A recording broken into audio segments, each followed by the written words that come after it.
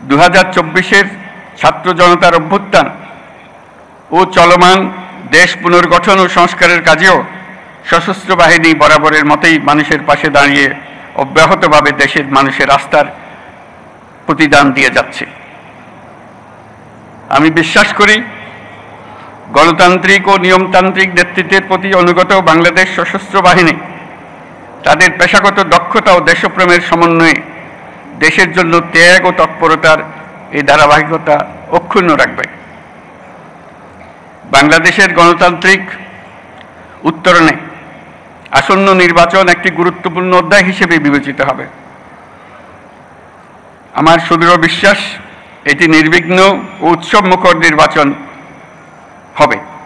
এর আয়োজনে সশস্ত্র বাহিনীর সদস্যগণ দক্ষতা ও পেশাদারিত্বের সাথে এই মহান দায়িত্ব পালন করবে।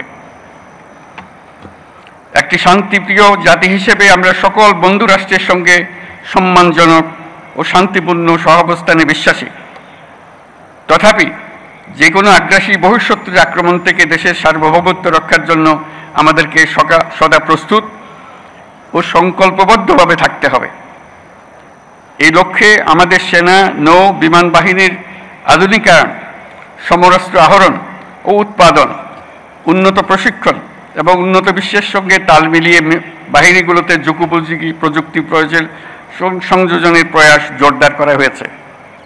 তবে দুঃখের সাথে বলতে হয় যে ফ্যাসিস্ট আমলে আমাদের বাহিনীগুলোর দক্ষতা বজায় ও বৃদ্ধির বিষয়টি উপেক্ষিত ছিল।